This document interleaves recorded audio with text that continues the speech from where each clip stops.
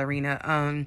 She was telling her story about how she doesn't wear any like toe pads, and like if you know ballerinas, like their feet are really, really, really, really messed up. They be bleeding. They got corns. They are just ugh. But you would never know by the way they dance.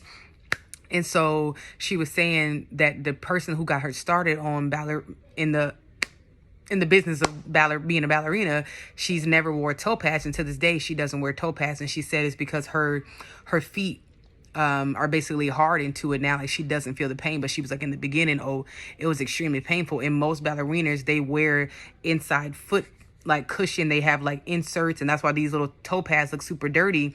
But in the inside, they're custom made for their feet, so that way they can dance without pain. But she was basically been dancing in pain, and that's why she's the most famous African American ballerina that there is. So I'm gonna give a little backstory on what was wrote. So the symbolism is that it's like grace through pain, discipline, balance, grace, and the beauty that comes after enduring the wilderness, trials, and tests that shape you.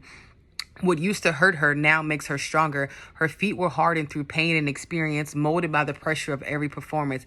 At first, it was painful, but over time, that pain built strength, resilience, and grace. The same goes for you and I. God has been building your calluses, not to make your heart cold, but to make your spirit firm. What once broke you now balances you. What once felt unbearable is now where you find your rhythm. Every ache was training, every test was discipline.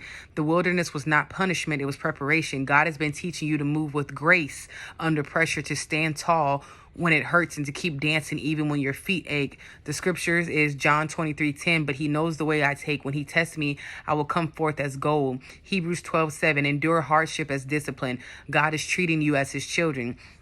This stage represents endurance turned into elegance, the beauty that only comes after surviving pain.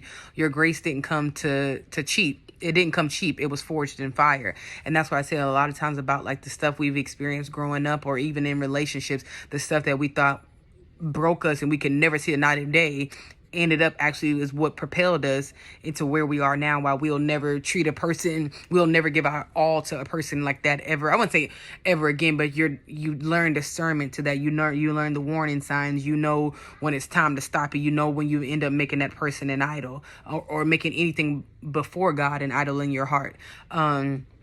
So then he gave me, the last couple of days, he's just giving me the movie Finding Nemo. And everybody knows Nemo with Dory, just keep swimming. And that is like basically keep walking in your faith, even when trials come at you, even when your money's getting low, even when you got bills piling up. Keep your faith, knowing that God will see you through. A lot of people don't keep their faith because it's really hard. Let's just be honest. It's really, really hard when you see them bills and you're like, all right, guys, but where is God? Like, he's there. He just wants to see